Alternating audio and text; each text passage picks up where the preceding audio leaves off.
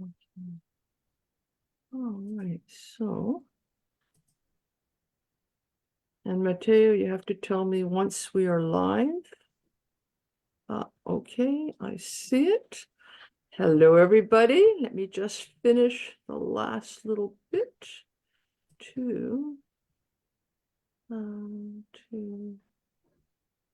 group.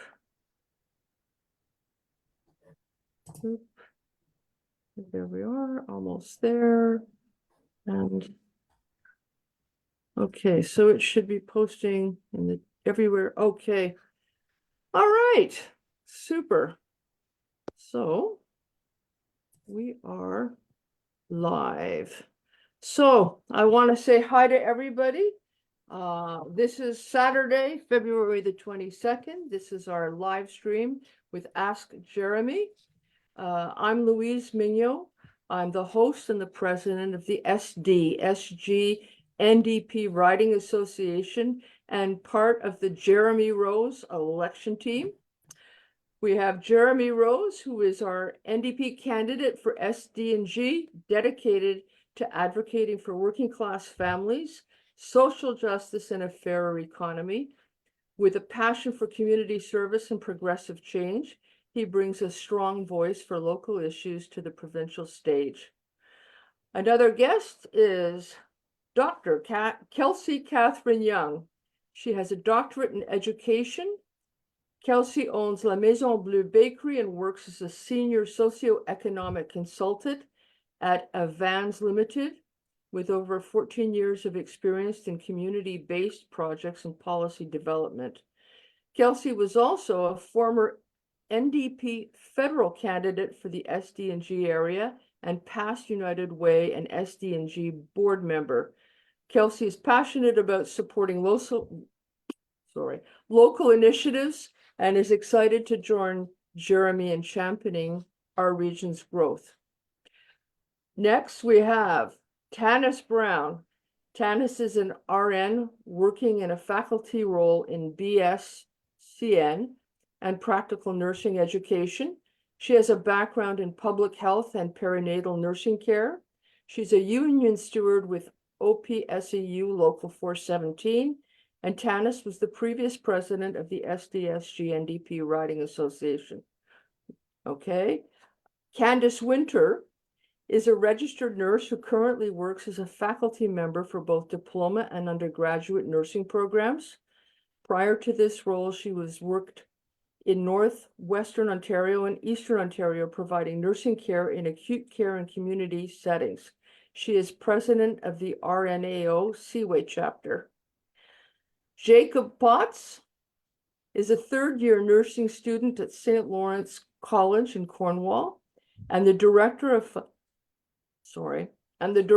finance for the Cornwall Nursing Student Society, who represents more than 100 nursing students throughout St. Lawrence College in Cornwall. And then we have Opiemi Kehinde. I'm sorry, Opiemi, I didn't need, okay. She is a third-year Bachelor of Nursing. She is president of the Student Nursing Society in Cornwall and recently was elected president of the Canadian Nursing Student Association. I hope I got that right. And Matteo Lucio, where are you, Matteo? Yeah, okay. Matteo is a 20-year-old student in his third year studying political science at the University of Ottawa. He's interested in politics, movies, and music. Matteo will babysit the chat today and transmit your questions. So if you put questions in the chat, we will answer them. Okay? Okay, so how's everybody today? Feeling Quiet. great. Having fun. Only a few days left to go. Don't forget to go and vote. Oh, yeah. Yeah. Yes, advance polls close today, and then your next chance won't be till the 27th. Did you find out, Jeremy? Do you know if they have if the one at Cornwall Square stays open? I believe it stays open since I it think has it been open does. since the beginning. If that's where the Elections Ontario office is based out of, then Yeah. yes, it'll stay That's open. right. So it's not great for everybody in the SDSG. Yes, I wish we had more polling stations, but there is an option still available to you. If that's what you need, you can still go get it done. Okay. Okay, so today we're going to discuss sort of cost of living issues, which will include healthcare, food and energy costs, housing and rent control, and so on. Okay, so I'll start, but I welcome all of you who are guests and everybody in the audience watching to ask questions, and we'll get through them. How does the NDP plan to make healthcare more affordable for Ontarians? So Jeremy. the healthcare affordability conversation, I'm glad we have a lot of experts, people can weigh in today, is a conversation about private versus public. And so for quite some time now, we've seen how the federal, I meant to say liberal and conservative governments were trying to use privatization as a way of getting around their obligations to a public healthcare system. So one of the good things about the NDP platform is how it's going to be pushing to return these services to a public institution. So you don't have to worry about whether you have insurance to cover it or your co-pays or your other exceptions that are going to put a barrier between you and the healthcare you need. Okay. I know Candace had questions, and so I'll invite you before I ask them.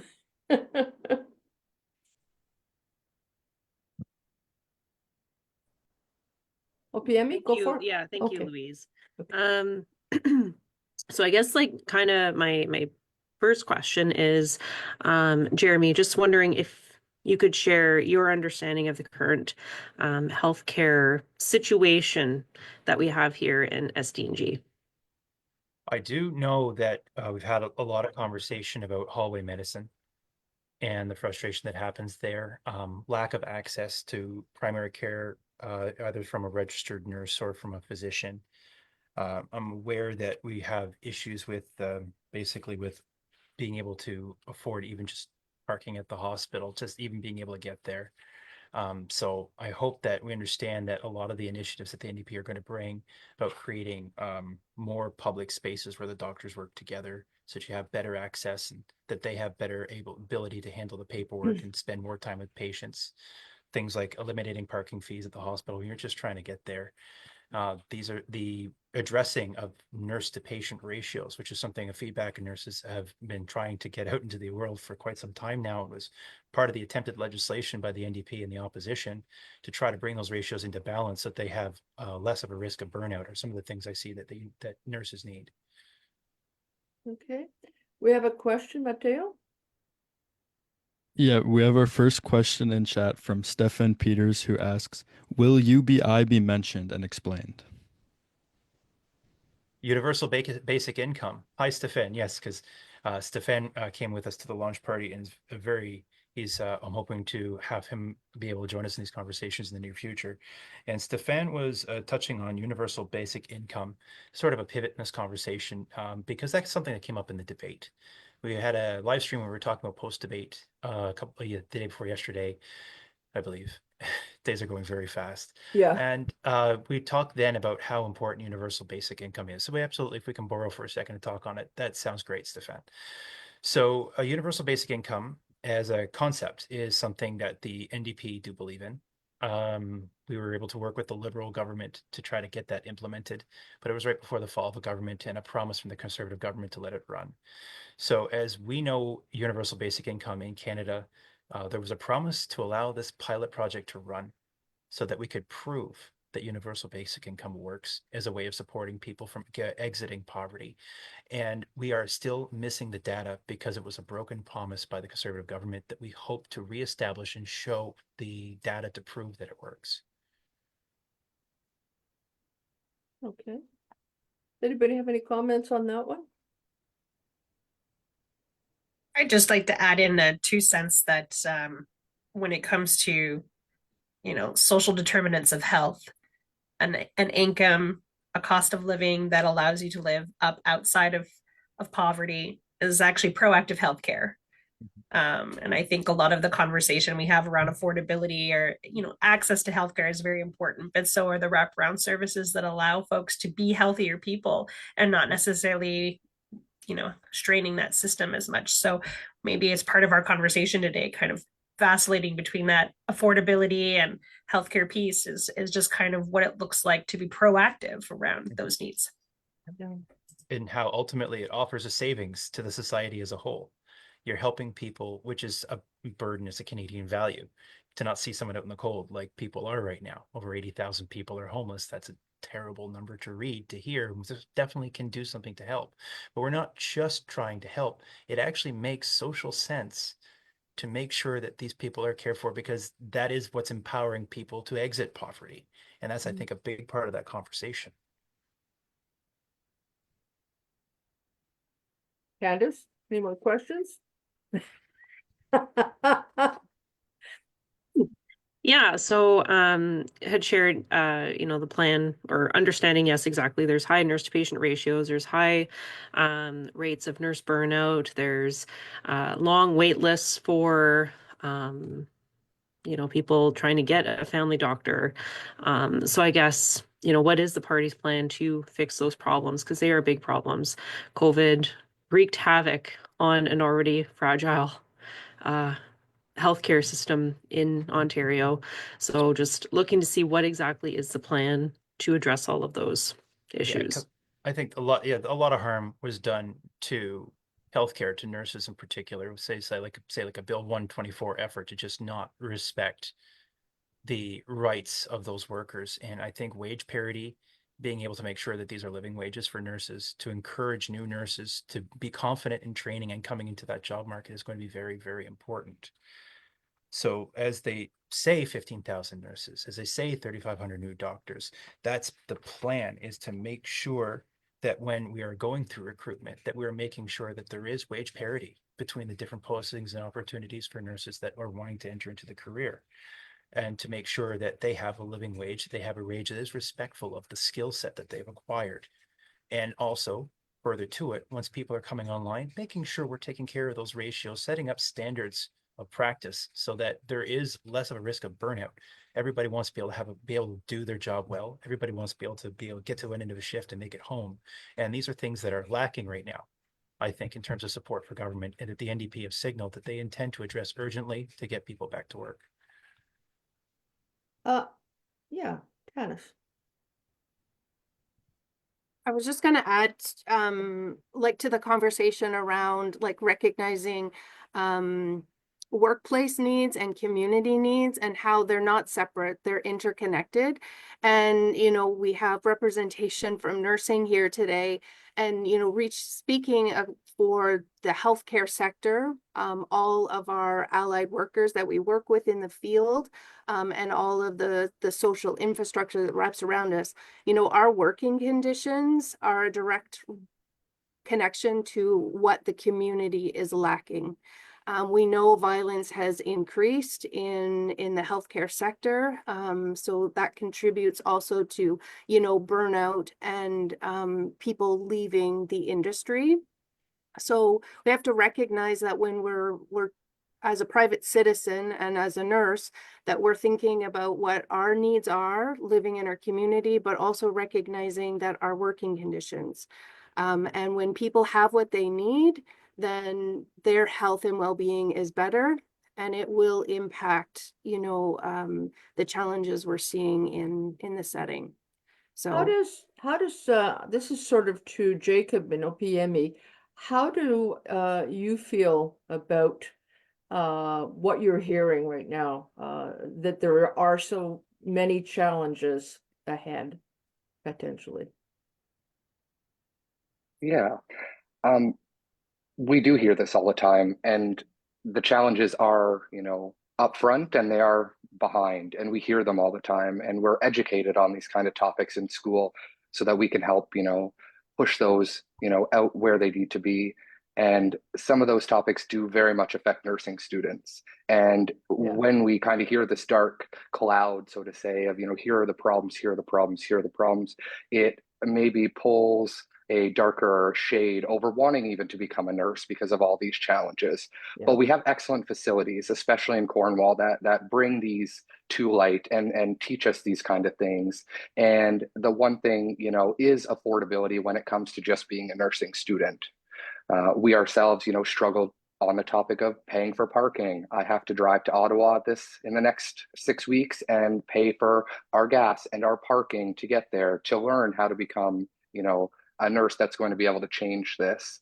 So by hearing all this, you know, we absolutely agree, and we want, you know, some sort of understanding, or at least, um, Support. support, thank you, for nursing students to be able to do that. And you know, some sort of compensation for us as placements. We spend hundreds of hours doing that kind of thing, you know, and that is the same thing that you were talking about, Jeremy, which is giving. To be a Canadian, that's what we do. We give, and we give to represent that. And you know, sometimes that is a deterrent, is the financial aspect. It was something that came up in the debate as they're talking about. It's like, oh, Ontario students just don't want to go to school. It's like, no. They need the up. They can't afford to go to school. The cost of living crisis puts that on your shoulders. But I'm glad that you take the opportunity now to speak about coming to light, the support that the college gave you, because that gives me encouragement. That was my experience as well. So I didn't take nursing; I took trades. I'm a licensed mechanic, but I still have that experience from St. Lawrence College, being able to make me be able to develop, to grow. And honestly, this is a conversation about taking down barriers anywhere we see them. Just like any other type of conversation, is removing those barriers is an important part of ensuring success for people. And I'm really pleased today that this conversation has so many of the healthcare voices to come to me, because it's really important for when you have a government that these conversations are being heard. So this is what's very encouraging for me today. I'm really glad that we're getting this opportunity to get into it. Opeyemi, do you have any comments to make on that one? Yes, I do. Thank you very much. Jacob has already started with a lot of things I would want to say, so I would just pivot from there. I was at the debate, Jeremy, and you were an excellent speaker. I was intrigued by a lot of things you had to say, and a lot of things you said resonated with me, and not just with me, but with a lot of nursing students in Ontario, in Cornwall, and across Canada. I do have a few questions. In your debate, you sounded very passionate about the educational system. And I'm just wondering, you went to St. Lawrence College. St. Lawrence College is the only college in the SDNG environment. And talking about the quality of education and preparing nurses and preparing every sort of individual to join the labor force. I'm wondering what your plans are to ensure that we still have the standard and quality of education that can prepare professionals to be able to stand in the labor industry. And just because, for example, Jacob talked about having support for students, and those were one of the things that endeared me to coming to the college versus the other opportunities I had, because I came in, I saw the small class sizes, I saw the resources that were available, and I felt this was a better opportunity for me. But right now, we stand a chance of losing all of that. And something as bad as even losing our library. And I'm just worried as to the quality of education that would impact on us as students. Thank you. There's a certain amount of respect needs to be given to you for devoting an entire chunk of your life to improve yourself. And then just how noble a profession you are offering yourself up to go into. That's really, I mean, that's one of the biggest things. Is I feel really personally about education, because I have a 19-year-old son, and he is, I went to Algonquin as well, way back when, before I went to St. Lawrence College. I've basically been on a lifelong learning path. I have trusted in the strength of these institutions to help me grow as a person. And so, yeah, I need to be hopeful. And the passion is just directly a result of, I want there to be a college there for him to go to, and to know that that support is so crucial. The NDP plan is about investment. So where we've seen cuts and we've seen maybe like it's just a partial funding, this is the conversation about why I say that they've weakened something that was so strong, something I had faith in, is because there's just wasn't enough to keep it. There should never be a conversation of a bankruptcy in an institution that you're proud of. People are coming from around the world for the opportunity to come here. I believed in that. I believed in that as a value, simply just of how I was raised and what I expected. So I'm more than keen, and the NDP party itself, we aligned. This is why I run for the NDP, because that's going to happen. It's very difficult to undo the damage being done right now in real time to an institution, because the people in the building are a big part of what make the building the place you want to go. They're going to have to make difficult decisions now to be able to try to do something that they have a passion for. And that's hopefully with an NDP government, with the intention, with the plan of restoring that back to what it needs to be, where you can finish your training in confidence and my son can actually start his journey. Thank you. You're welcome. Mateo, you have your hand up. Yeah, I just want to say we have another comment in the Facebook from John DeRushi who says conservatives introduced Bill 124 but gave themselves around $16,000 raise in October. I like how they pretend to care for us and the cost of living. Mm-hmm.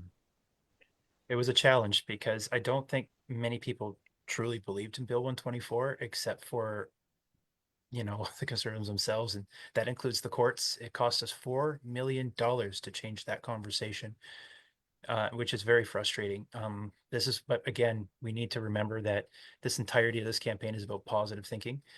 Look at where we were to see where we're going. And so that as we go through this into the next thing with a true commitment towards NDP values, you're going to see a change for the better. You would never see a bill like that on our table because it's just not something we believe in. I'd love to jump in if that's okay, Louise. Yep. So, Jeremy, as we're chatting about education pieces, the nursing training and opportunities that happen at St. Lawrence College, this is such a great local resource for our community and actually brings folks into our community as well. I've had a lot of conversations around satellite programs and different ways of growing that. We've seen, unfortunately, this threat of mass closure and cutting of programs, shifting to, I believe the language shared over the last couple of days was a learning center, which makes everyone a little nervous. It's very unfortunate that that vision is falling under our current MPP, who is the Minister of Colleges and Post-Secondary Education. Very, very sad that that is his vision for his community. But I'd love to hear what your vision is for growing training skill programs and education in SDSG, what you'll be fighting for on our behalf as you make it to Queen's Park. Mm-hmm. I think what's going to happen in this conversation with NDP and power is just my role will be to make sure that we take care of our responsibilities in the East. We can be in Ontario politics, I think maybe a little bit Southwestern centric. And a big part of this conversation is going to be is that, well, we already touched on just how crucial St. Lawrence College is, because it is our one opportunity in this region for our children to be able to train. And when you have to go out of market to try to go and train, you tend to stay out of that market you left. So there's actually a 10-year gap from when I left Cornwall to where I probably actually more like 13 years before we came back, because the first place I went was Algonquin College. So I was outside of this area, and I'm really glad I took the opportunity to come back. But by sheer luck that I found that opportunity to do it.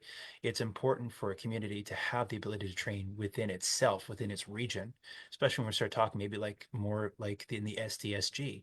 People are worried about succession.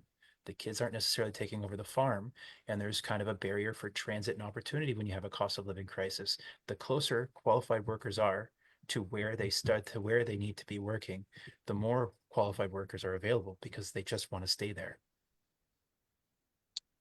Absolutely. Yeah. Same here. Had to leave region for professional opportunities and thankfully have been able to return thanks to remote work. But even that sometimes is a little under threat. So I think that's a great piece to kind of highlight. I'd also just wonder, Jacob's mentioned traveling up to Ottawa for training and opportunities as a student. We have a number of physician drain and nurses drain to other regions.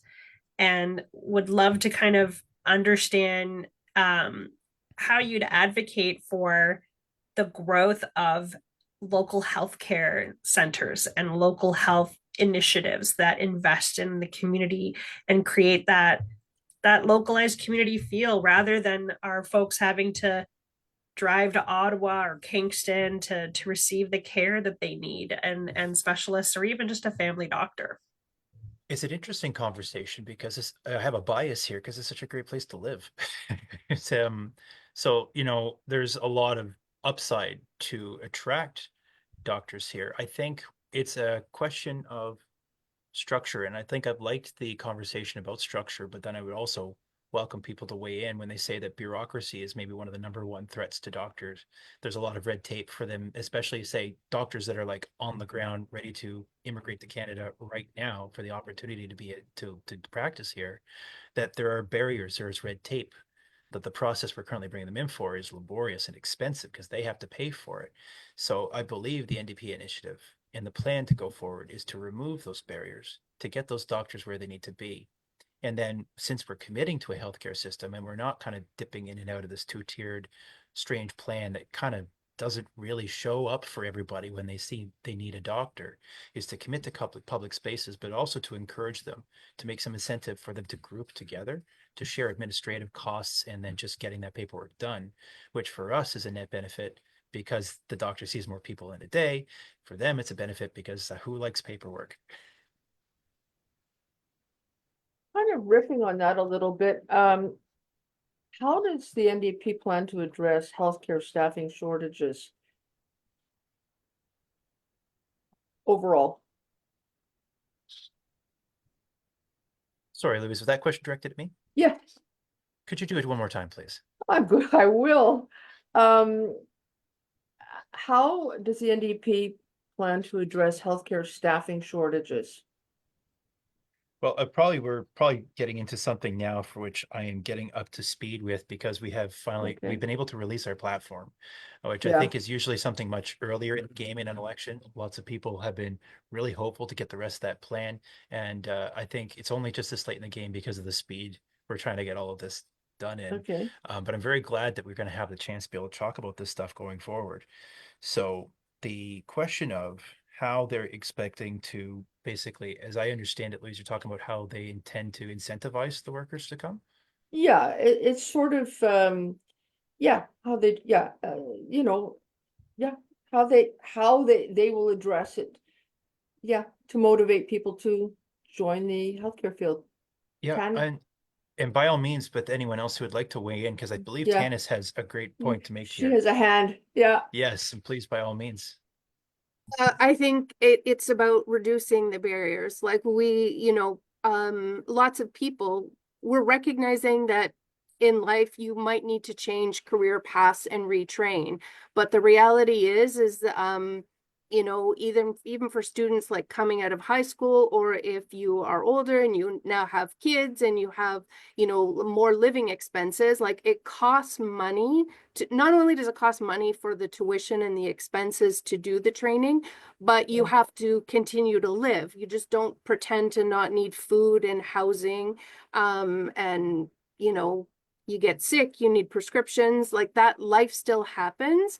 And so we need to reduce all barriers associated with education. And that includes accounting for basic needs for people in training. So, reducing the barriers to education by paying for tuition and student expenses, and also recognizing living expenses. Because what I can tell you, the reality for any student right now across all campuses, they are having to work part-time to full-time hours while they're a full-time student. That did not happen when I was doing my undergrad. I was able to work and earn enough over the summer months to afford my living expenses in conjunction with OSAP, and not come out with a lot of debt. The minimum wage has not kept up, and students cannot work for 4 months for minimum wage and expect to cover their expenses for 8 months while they're training. So it is a whole host of policy things that have to happen to do the next right thing, to recruit people into a career, but then you have to have all those strategies in place to retain them. And not just nursing and the healthcare, any, like the education fields, you know, we need ECE workers and childcare centers. We need teachers and ECEs and EAs in the school system. We need support staff in post-secondary institution. We need people going into the trade so we can build physical infrastructures. Our communities have been traumatized from decades of erosion of healthy public policy, and that requires a multi-pronged approach of income-based strategies, physical infrastructure, and restoring relationships in communities, neighbor to neighbor, but also people to democratic institutions. I So appreciate that, Tanis. that's Oh, all. sorry. Like it was just excellent. for I it. was just at this point, my mouth is finally caught up with my brain and what I was hoping to say. Because when we were speaking to the commitments and we have the platform, we can now talk about the nuts and bolts. And since this has turned into a conversation about the cost of living for students, I want to reinforce that and just read it directly as it is, because this is how the NDP is going to make it happen, is that the tuition for students is going to be converted into grants, so that we're going to relieve that burden, understanding that their cost of living is exactly what needs to happen. And on the back end, another 20% per student in funding to the college to make sure that they can have the confidence to train there. So these are real numbers, these are real plans, and that's a big part of what's going to help make things go forward. Okay. And Jacob, NOPME, do you have a lot of issues with financing, funding, and so on as your students? And the same thing even for you, Mateo, as you're all students. Yes, we do. Finance is a big one, just because, like Jacob said, everything is paid. We apply for OSAP, but we also have to remember that it's a system that is, what's the right word here? Is a system that has like every system has its own different criteria, and as such, it's easy for people to fall through the cracks, where for just a little reason, or might not be so little, you don't qualify for as much as you do need. Especially when we talk about, like Tanis mentioned, matured students. I'm a mom, I have kids, I have to pay for childcare. So it's just all of those extra expenses that is tied to being a student. We also have to buy books, and nursing books are not the cheapest. We have to pay for things as simple as like AI, or no, they're not really AI, they're more like websites and things like shadow health and online resources that we use to help our learning. And on top of all of that, we go for clinicals that we consider free labor, but then we have to pay for parking, um, which we feel would have been a nice incentive to not have to pay for, and all of that. But yes, we do have a lot of expenses tying to studying. I'm glad to hear that Jeremy has numbers and actual plans in place to help fix all of that. I was also listening, talking about how the plans we have to bring in more people into the region, and talking to a lot of students, because the college is one resource that has brought a lot of people into this region. And when I meet new people and I talk to them, most challenges that people have is when they're done, there is not a lot of opportunity to give them a job to keep them here. So a lot of people end up training here, but they have to leave to get a job because, for example, CCH is the only hospital we have in the region, right? So I was wondering what the plan is for the NDP to bring in more resources, to open more job opportunities, so that when people actually train here, they can actually stay here. And talking about the standard of living, the standard of living in Cornwall specifically is almost competitive to Ottawa. So people are like, I have more opportunities in Ottawa with the same standard of living. So it tends to chase people away. So if I'm just specific right now to my community, to Cornwall, and the plans we have to grow this community. Thank you. It's an interesting question. help you because stereotypically speaking, Cornwall used to be one of his biggest arguments was how incredibly affordable it was. Yeah. It was an excellent alternative to Ottawa as a result. And when speaking to opportunities, this is where it's twofold. The current way things are going, we're being told train, train, train. There's lots of jobs for you, but the truth is there's demand, but there's no setup. So there's the hospital, but of course we're incredibly short on public healthcare. So we only have the one clinic, walk-in clinic. We lost the other one. That's not enough, not even by a long shot, to be able to provide for people as they need. And so you're right. It is difficult to simply arrange transportation by a car and be able to drive yourself out to Alexandria or Winchester, where you would do some sort of a commute sort of scenario. It's very challenging. Same as when you have to go for your placements. Once you begin to start your career, all those costs and burdens still stay right in your way.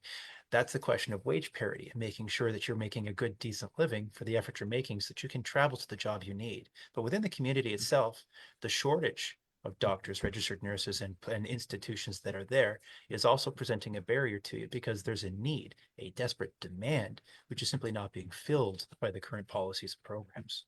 And then hopefully when we're able to make the changes that we need and we're able to inspire more doctors to come here and realize how nice it is, that they're able to make a go of having a clinic here in answer to our demand, there's more opportunities for new students as well. OPME? We know about the Learn to Stay program. I'm wondering if the NDP has specific plans to make like such a program here in the SDNG to attract not just nurses, but also physicians and other professionals. Do we have grants? Do we have what exactly, or is there something that's going to be in place? Right now, we have the federal loan forgiveness for nursing students after they graduate, but that's federal, so it doesn't really make me stay in Cornwall. So I don't know if the NDP is looking into such resources. Thank you. So as I understand it, because I won't pretend to have all answers, I have what I would be more perceived to say I have ambition. And it's why it's a big part of when we're coming to me today. This is the part of what helps me be a better politician and be able to support you. But as I understand it, the province also has a role to play in these things. And so when you see a federal program, there is supposed to be a reciprocal within the provincial setup. OSAP is a multi-tiered program put in place. So the provincial initiatives should match with the federal, but you do see that there's a bit of a difference in that conversation. So when they're eliminating the loan part of your tuition, that's one of those first steps. That's one of those first ambitions. And I do recognize, of course, that there also needs to be a problem that changes with the OSAP is that if you're trying to work to make up the difference, that's still capped too. They're still forecasting how much money you can live off of. And that's a challenge because it's not enough. So if you're saying that Cornwall has grown in its cost of living expenses, that's one of those challenges that they're tone deaf to, that the NDP were looking to change. So those are conversations that could be had about augmenting the ability to, if you wanted to, absolutely make more, make use of doing what you need to do to meet your cost of living and find those opportunities, because you will need to be able to make more if you have more ambitions to commute for your job, for an opportunity that you love, or something to that effect. Okay. Let's pivot a little bit because OPME had a good point about affordability and standard of living. And this affects especially, well, it affects everybody here, and it affects a lot. Jacob, OPME, and Mateo. And Kelsey, I know that you and I have talked about this as well. What is the NDP's plan, Jeremy, to address skyrocketing rents? Well, it's a fair question because we've been talking about it a lot right from the hop. Oh, This is one yeah. of the big parts of the NDP platform, is that the rent control system and the changes have made to it have made it so complicated to understand, like, oh, there's a rule after 2018, but we'll keep the rule from prior, that the tribunal system is just it's not able to get the job done. These are changes that do need to be made urgently, and it's a big part of the NDP platform. So there is going to be reform to the rent control policies, closing loopholes and preventing rent evictions and other kinds of abuses that have been visited on tenants to restore normal housing costs. Every effort that we can to try to bring those rents down into a more affordable level. Because I know that I've seen rents jump like double in a few years. Mhm. And all of the factors of the cost of living have also gone up. Mhm. And I don't think wages have, followed. I can see you up here. I mean, no, and they haven't.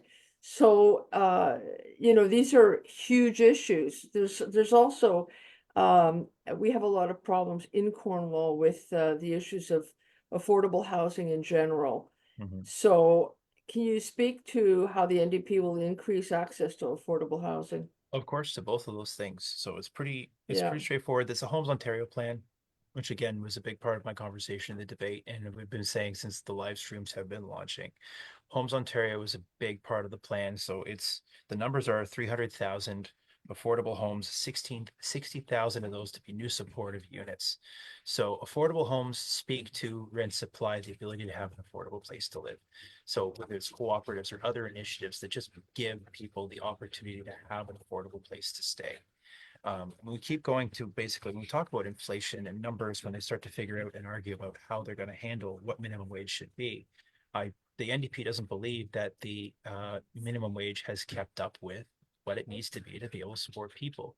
And the number that's been put into the platform as a plan is to work as urgently as possible to bring up to $20 an hour as a minimum wage for anyone trying to make a living in Ontario.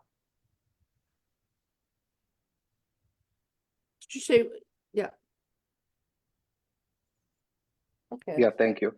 I just wanted to ask or step in a little bit. I do know and I appreciate hearing all of this about the funding and helping for affordable housing because, students in this area struggle. I think it was Opayemi who said that, in comparison, a rent for a one-bedroom apartment in this area is semi close to what it would be in Ottawa, which does have more opportunities and which does have, larger venues to host other students. And I do know that in our area, I heard that you were talking about maybe some reform as well to some of these policies when it comes to landlords. I do know that, because of the gap in wages in this area, where there's a high upper class and a lower class, you get situations which I see on job posting boards on Kijiji, of landlords, for example, charging $600 per room, but for 3 beds in the room. So they're receiving 3 times the rent for one room in comparison to that. So we would, I guess, like to know, like, in that situations like that, how can the NDP, excuse me, become involved, and how can we get you involved to protect not just ourselves, but the international students who are here and, possibly being taken advantage of in those kind of situations? Yeah, I think we've seen a pretty strange Cornwall problem where, so like kind of like illegal rooming houses are popping up to try to capitalize on a crisis, which is unfortunate. The conversation has to be had about basically enforcing some of the laws that are on the books to make landlords respect the tenants that live within their buildings. This is about creating mechanisms to enforce against, say a riot, like a corporate interest that comes in that is not really responding to the needs of the tenants. Like we hear a lot from people who, like, their landlords are now from completely out of market that do not or aren't even able to provide the basic necessities for what the rent that they assumed was, and they just don't seem to have a genuine interest in providing a fair or a fair price or a good place to live. That's going to take work rather than a concrete promise that just has to be based on the initiative of the NDP to be in the place to help and resolve and create better solutions. Because as the backlog with the tenant board goes, that's something that needs to be addressed because that's what's missing with fairness in the pricing of homes. Mateo, you have a question? Yeah, we have another question from Stefan Peters in chat. And we've already talked a little bit about incentivizing and enabling people to get into healthcare. But Stefan asks, is the NDP plan discussing job security and protection, for healthcare professionals? An interesting question. Because one of the things that's difficult is with the speed with selection is I'm still making sure that, and I'm being careful to make sure that I'm speaking honestly to our platform. And I am still learning it in real time along with everybody else around the round table. So yes, I do believe that there are plans in place to try to provide these securities because we do recognize just how important this is in terms of an issue to make sure that we are providing for people. When we say we want to hire 15,000 more, we want to keep them as well. So there are plans in place to make sure that that's going to happen. But is it not also, and I'm gonna sort of look at Tanis and Candace, is it also not kind of stuff that has to do with unions and at the same time, the NDP respecting unions and supporting them? Does that make sense? I think we know that as kind of like as part of why I believe in the NDP, because I'm a labor activist myself. Yeah, I know you are. That we understand that that is part of the initiative. That's the heart and soul of the NDP, is to support good organized labor.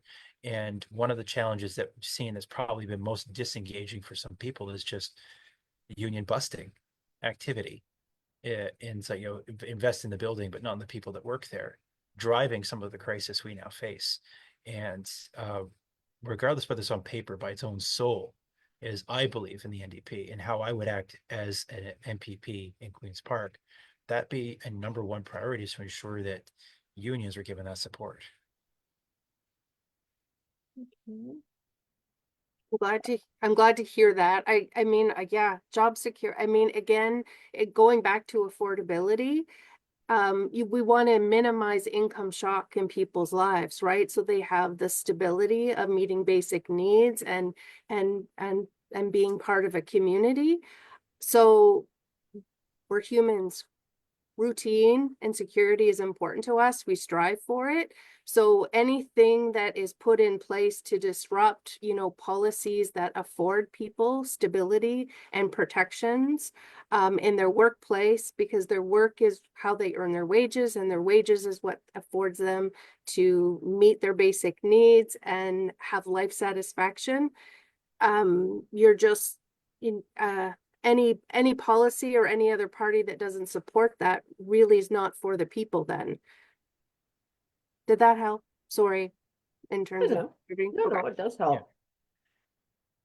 I and just to jump in there, I think to add to that is the kind of vision of the NDP around education and funding that support and being able to support students going through these processes, because you're not. I really hate this narrative of like, well, I didn't get it, so why should they? Or why do they need that leg up? And in comparison of tuition now versus tuition even 10 years ago, I was a student once. I'm still in OSAP debt.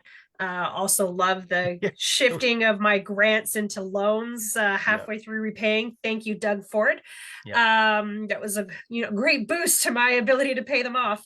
And I don't want to see the next generation straddled with that kind of debt. I want to be able to see them accessing an economy that allows them to buy homes and to have their families or their leisure, to not feel like they need to work or hustle 3 or 4 jobs to get done what they're doing. I'm sure some of the students on this call are in school full time plus doing other work on the side or doing it in between placements, and just really being able to take care. Like, we want people to live well. Like, what is this idea of other people didn't get it, so therefore they can't get it? The happiness scale of our satisfaction in our communities really needs to be leaning into that, removing the need to live paycheck to paycheck and removing this burden of education debt, to be able to have a thriving community. Because guess what?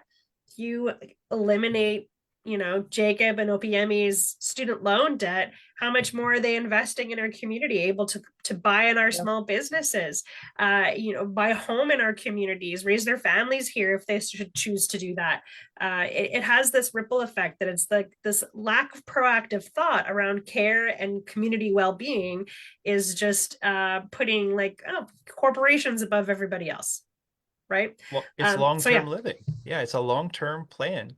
When you like, it's just, it does actually make fiscal sense when people say exactly. don't be frustrated by this. We all agree that there's a need. Well, great. When a skilled worker, when a qualified worker achieves all the way through the steps from the interest point that we get them into the school to the completion point where they get out of school to the third point where they finally get that job, that is now a person with job satisfaction, life satisfaction, able to invest in their community, and they're making more money. Everybody wins. That's another skilled worker that was desperately needed that is now contributing to their community, to the economy in every single way that is better for everyone. And it's such a long game. We have such long lives to live that it would be basically you set someone up for life rather than the two being so upset about what the first 2 years cost them, knowing that they'll always be part of your community for the rest of their working days. Mateo, I'm going to take Candace first, and then we'll take a question. Candace? Yeah, so it's interesting, a lot of the conversations we've had is, investing in education and loan forgiveness and all that. And then when you actually graduate, not really getting gainful employment as, like, say, a new graduate nurse. There are part-time positions available because that's all that's funded. There isn't full-time positions because they aren't funded. So a program that had run in the past, excuse me, and one of RNAO's positions is bringing back this new grad nurse initiative. And I recall this when I was a new graduate nurse myself. This was life-changing for many nurses. You got a full-time job for a year and you were preceptored with somebody. So you had a year of one-on-one as a new grad when you're still learning the ropes. Because a lot of times when you're, a new grad and you get thrown into the healthcare system, it's very intimidating and it discourages a lot of them from staying. So this was a way to get the support and be able to kind of get your feet wet so that you can be proficient at the end of that year. So that's kind of RNAO's position as well, as hopefully that can come back because it was an investment, but it had a really good outcome. I hear you. I think the parallel that I can draw is when I was apprenticing to become a mechanic there was a lot of pushback in that. It's like, yeah, no, we actually just want a guy who's licensed. And I think that's part of, maybe that speaks to a similar barrier is when you're trying to get started, they're like, oh, no, we want a nurse that's experienced and know what they're doing. And so to be able to provide those type of placements, I could see where that comfort would have happened for me when I was very new in the business and you are under a lot of time constraint and rushing. But most certainly it doesn't exactly compare to when you have someone's life in your hands. There's a lot of a challenge there, I think. And that is a great initiative. This conversation furthers with an NDP government, right? This is where the commitment goes. So even though it's not in the platform now, it's the signaling that the understanding is that we have your back, that the things that have been happening for the past decade or so would not be happening again. We would be looking for ways to meet our staffing goals and listening to the people who are advising as experts on how to get there rather than shutting them out. Mateo? Yep. We have another question from Stefan, who's really the ninth member of the panel at this point. Yes. But he asks, and this has been addressed on other Ask Jeremy's, but with the platform being out now, and we do have some healthcare experts on the panel too. So he asks, can reversing the trend of healthcare privatization be discussed? Oh, good one. Yes. Yeah, the short answer is absolutely. I mean, yeah. Yeah.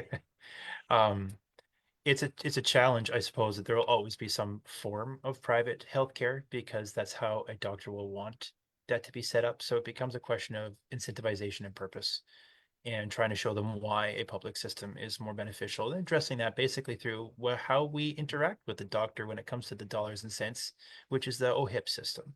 And right now that the OHIP system needs to be worked on in order to be able to provide and give comfort to a doctor to be able to go back into using the public system as opposed to the private one that has been set up that relies on credit cards and insurance and upfront costs. It's just a matter of getting it done and getting to it. And I tell you exactly that I know that there's something in here right now to immediately take care of this in our plans. We'll speak to exactly how they say they're going to do it. One of the first steps is speaking to wages, benefits, OHIP. Oh, pardon me. This is a plan for expediting medication. So that's kind of a parallel argument, but it's not the exact same conversation. I think we would speak to the interest itself to make sure that we understood that that's the plan, that this is the one party that believes in a public system uniquely, and that that's always going to be the trend or the push for it to be made happening throughout the entire healthcare system. I'm going to jump in there because I've done some work with the Ontario Health Coalition, and I've read reports and all this business. And essentially, when you look at how good the care is ultimately between public and private, you don't get better healthcare under private. You might go a little faster. You're also given a lot of upsell. And currently in Ontario, private healthcare basically uses public resources. So doctors and nurses from the public system. Currently also, the Ontario government is using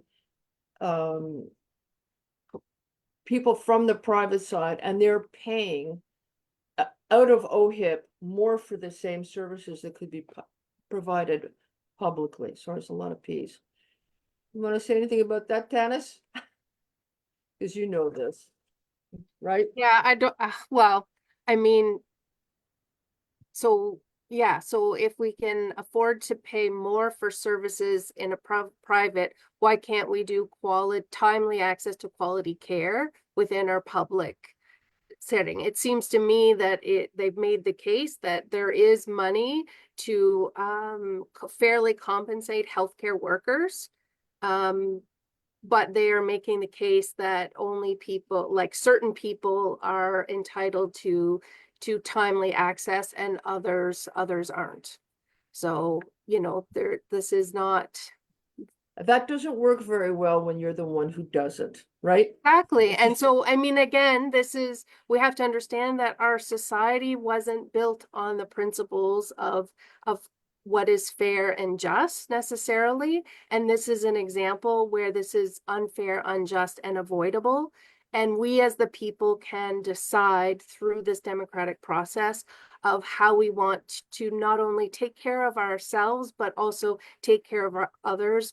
Because when our neighbors have what they need, there's increased life satisfaction, and certainly it contributes to community well-being and safety, which is something that all municipalities need to focus on. And everyone is speaking about, health equity, diversity, equity, and inclusion, but we're not seeing that being practiced at a policy level. And that is the common theme in everything we've talked about today.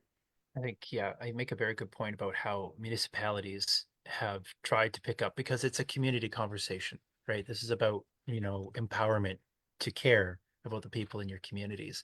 And that we've seen that at the municipal level, trying a lot of new initiatives to try to fill the gap. But it's a third, and the province can definitely do its share. And this is a signaling. So regardless of whether the platform's at it not or not, that the intention, the plan, the empowerment is going to be brought there so that everybody's at the table to make sure that these things get funded the way they need to be. Elsie. Thanks. Thanks for the great conversation so far, everyone, and Jeremy for your thoughtful kind of answers and approaching things. And I kind of want to throw out like a wrap up question to you that is a little bit more like centered on how you're going to react to some things rather than just a platform question, if that's okay.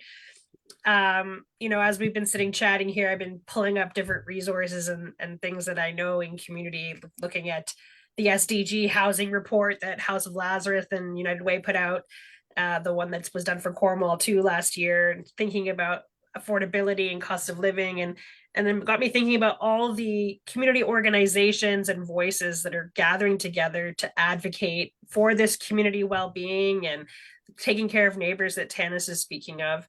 I'm thinking of the emergency council that meets, to connect different social services in our community, from policing to mental health to, childcare and sports. One of the people that I don't often see around those tables and in those discussions are some political leadership. Um, they're busy. They've got stuff going on. Lots of ribbon cutting. But I really want to hear from you, Jeremy, as a person. What does that role of MPP look like to you? What will you be doing once we elect you into this position? And there's that policy and there's that voice in Queens Park, but what does it look like as a participation in our community here and in amplifying these voices that are doing a lot of the work? It's as I've been going through life, like my vision of world building is with people. So, and I feel like that's something, right. Ribbon cutting is usually about, a building or infrastructure, which are important. They are important, but we've not spent enough time to celebrate the efforts of people. And in particular, it starts to show when you start talking about the public services the province is directly responsible for funding. And I really believe in those. And so that being my priority as a labor activist and someone who believes in that is something that we need in our community, I'll join those conversations. Because like today, some of the best points made weren't just by me, it was by you guys. You're the experts. You're the up and coming future of healthcare.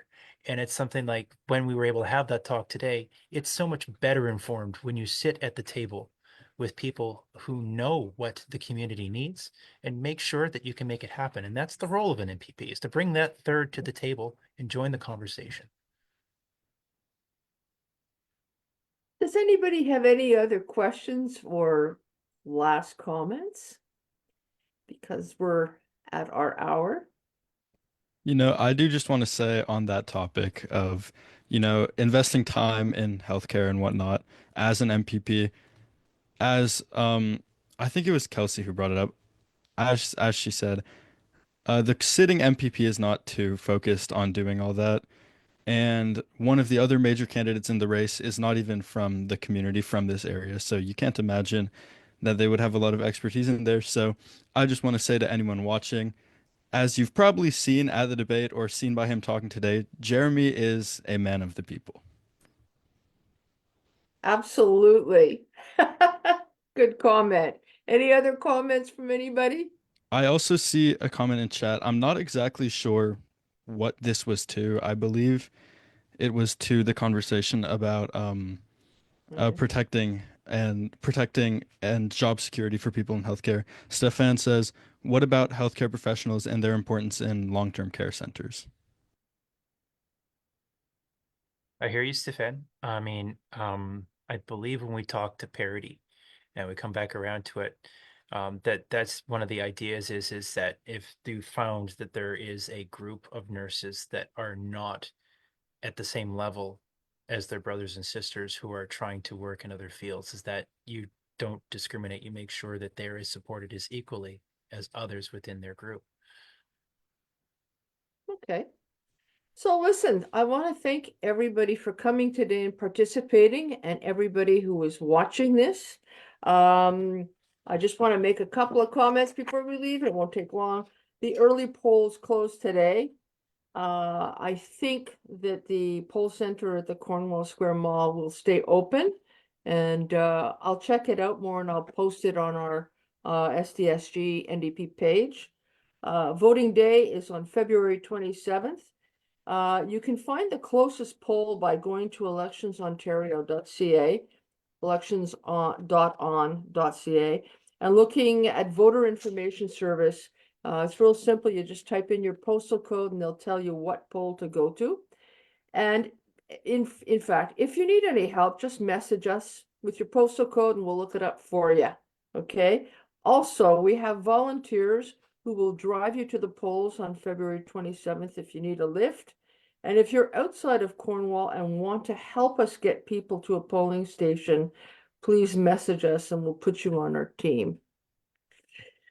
So that's it for today. Thank you so much, everybody, for participating. I'm going to end the live chat and we can stay on for a sec behind the scenes, okay? Thank you. Hang on. End live chat, right? Good morning. How do I do that? Sorry, it'll take me a second. End the live chat. Okay. The live stream.